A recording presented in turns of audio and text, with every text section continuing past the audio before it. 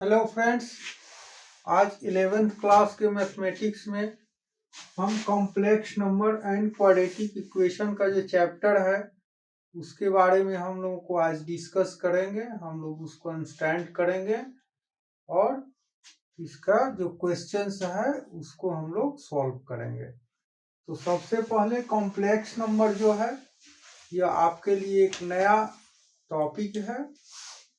इसके बारे में आप लोगों को फर्स्ट टाइम नॉलेज दिया जा रहा है। तो सबसे पहले हम लोग अंडरस्टैंड करें कि इमेजिनरी नंबर क्या है। What is imaginary number? तो if the square of a given number is negative then such a number is called an imaginary number. Means जब किसी भी नंबर का जो स्क्वायर होता है वह नेगेटिव होता है तो यह नंबर क्या होता है? या इमेजिनरी होता है। इसलिए कि अभी तक जो हम लोग अंडरस्टैंड करते आए हैं उसके मुताबिक कोई भी स्क्वायर नंबर है तो वह पॉजिटिव होता है, तभी उसका स्क्वायर रूट पॉजिटिव में आता है। लेकिन जब कोई भी नंबर जो कि निगेटिव हो उसका स्क्वायर निकालना है, स्क्वायर रूट निकालना है, तो उस केस में हम लोग उसको नहीं कर पाते थे। लेकिन यह जो अनस्टैंडेबल जो फैक्ट है इसको हम लोग देखें तो इसमें कहा गया है कि when the square of a number is negative then it is not a real number, it is an imaginary number। यह एक इमेजिनरी नंबर हो जाता है। जैसे एग्जाम्पल है √-1 √-2 आर इमेजिनरी नंबर। जैसे मान ले कि एक्स स्क्वायर इक्वल टू -1 है तो this is an imaginary number. तो यह इमेजिनरी नंबर है इसलिए कि एक्स स्क्वायर इक्वल टू √(-1) का स्क्वायर रूट हो ही नहीं सकता, इतना ही रहेगा। Therefore it is an imaginary number and we denote this number by a Greek letter iota। और इस नंबर को √-1 को कैसे डिनोट करेंगे? तो एक ग्रीक लेटर से जो कि स्मॉल आई के तरह होता है इसको हम लोग आयोटा पढ़ते हैं। When √-1 equal to I means iota. I को क्या पढ़ेंगे? आयोटा पढ़ेंगे। लेकिन सिंपली हम लोग आई को आई के फॉर्म में ही आई ही अंडरस्टैंड करते हैं। √4 इक्वल टू कितना हो? -√4 इक्वल टू हो जाएगा 2i। बिकॉज यदि एक्स स्क्वायर इक्वल टू -4 होता है तो x इक्वल टू कितना होगा? -√4। तो यह हो जाता है 4 और i स्क्वायर। 4i² जब हो जाएगा तो यह कितना होगा? यह 2i हो जाएगा। इस तरह से -4 इक्वल टू 2i हो गया, -√9 तो -√9 इक्वल टू हो गया 3i, -√5 तो यह √5i हो जाएगा। क्योंकि -√5 जो है तो इसके साथ -5 को माइनस को हटाने के लिए इसमें i² एक को जुट जाता है।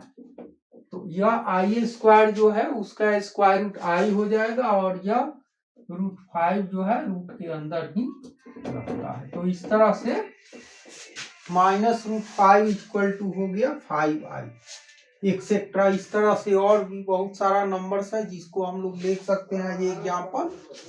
तो उसके बाद कंसीडर करें कि power of i means our power जो आई का जो है इंडेक्स जो आई का है उसको कैसे हम लोग मैनेज करेंगे, उसको कैसे हम लोग फॉर्मुलेट कर सकते हैं। तो इसमें i⁻0 इक्वल टू 1 होता है जैसे हर एक नंबर में होता है। आप लोग जानते हैं x⁻0 इक्वल टू v1 होता है, a⁻0 इक्वल टू 1 होता है। मीन्स कोई भी रियल नंबर लेते हैं उसका पावर यदि 0 है तो उसका मीनिंग 1 ही होता है। इसी तरह से i टू दी पावर 0 लेंगे तो 1 हो गया, i टू दी पावर 1 तो i हो गया, i स्क्वायर लेंगे तो इसका -1 हो जाएगा, i क्यू लेंगे तो इसका -i होता है। बिकॉज i क्यू लेंगे तो i cube equal to i square into i लेंगे तो i स्क्वायर तो -1 हो गया तो यह -i हो जाता है। अच्छा, i to the power 4 equal to +1 होता है, इसलिए कि i square into i square कितना हो जाएगा, i स्क्वायर -1 और फिर i स्क्वायर भी -1, तो यह +1 फॉर्म करता है।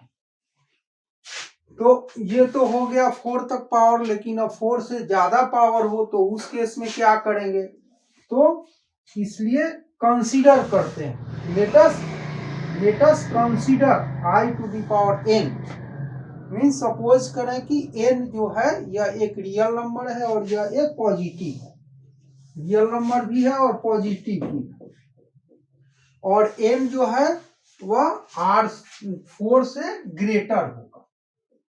4 तक तो हम लोगों को मालूम है कि i to the power 4 equal to 1 होता है, लेकिन 4 से ग्रेटर पावर जो होगा उसको कैसे हम लोग कैलकुलेट करेंगे, उसको कैसे फॉर्मुलेट करेंगे, इसके लिए भी यहाँ पर इंतजाम किया गया है।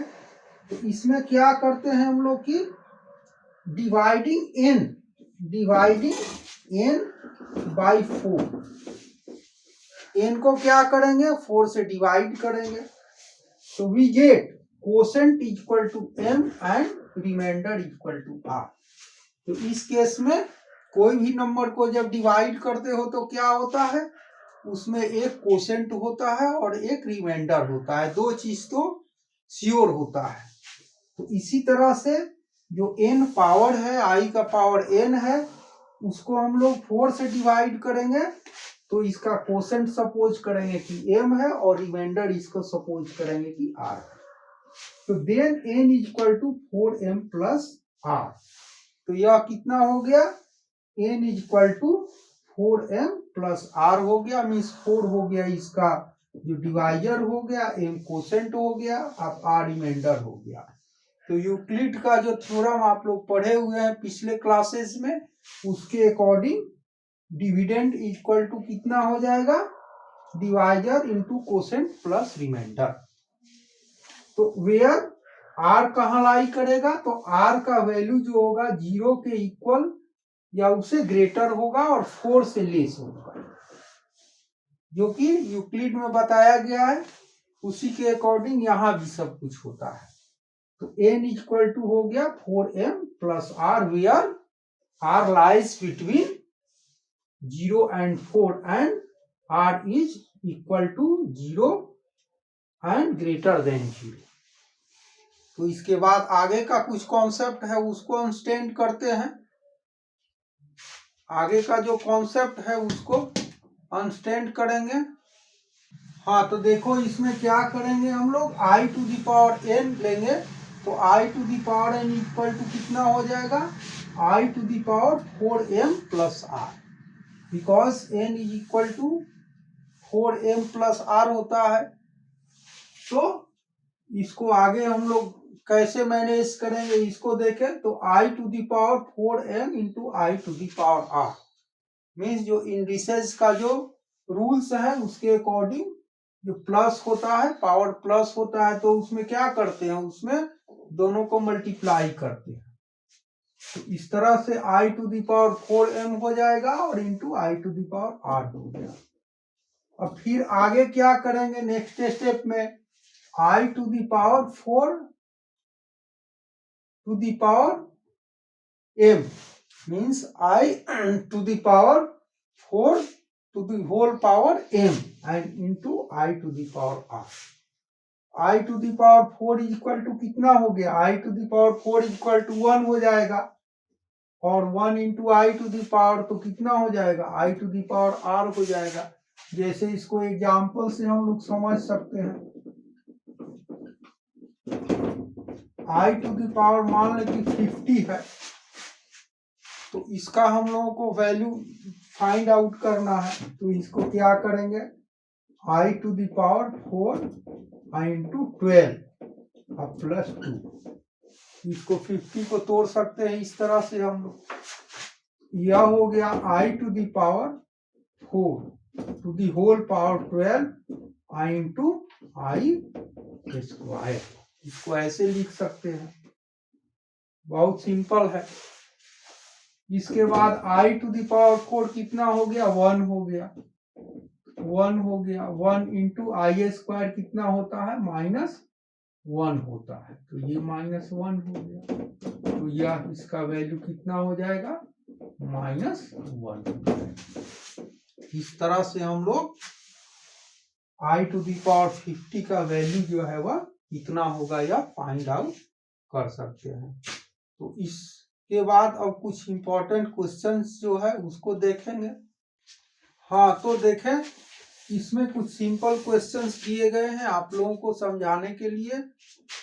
इसको आप लोग आसानी से अंडरस्टैंड कर सकते हैं। तो देखें, पहला क्वेश्चन है, कह रहा है कि i⁴ इसको इवेल्युएट करें, i⁴ 998। तीसरा है -1⁴90 और चौथा है इसमें i⁻⁻1। तो फर्स्ट क्वेश्चन को हम लोग देखें, सॉल्व करें। We have i⁴ equal to कितना हो गया, i⁴ 4 इंटू 1 +3। 4 से जब डिवाइड करेंगे 7 को तो कितना होगा, 4 इंटू 1 +3। तो यह हो गया i⁴ इंटू i⁴3। तो i⁴ कितना होता है, i⁴ 1 होता है, इंटू i⁴ कितना होता है, -i होता है। तो यह हो गया -i। फिर इसमें दूसरा क्वेश्चन है, i⁴ 998। इसको सॉल्व करेंगे, क्या कैसे होगा, वी हैव i⁴ 998। तो इसको जब 4 से करोगे, मल्टीप्लाई डिवाइड करोगे तो कितना हो जाएगा, i⁴ 4 इंटू 249 और +2। तो यह हो गया i⁴ 4 to the whole power 249 into i square.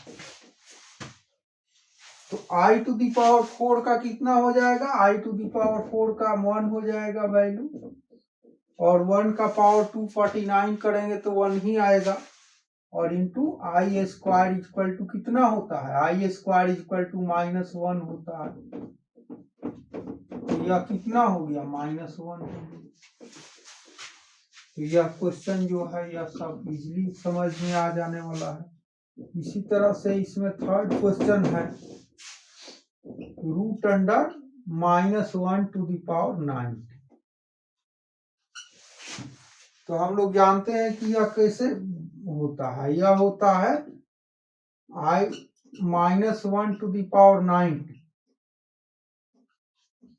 Equal to I का वैल्यू √-1 होता है, तो यह हो गया i⁴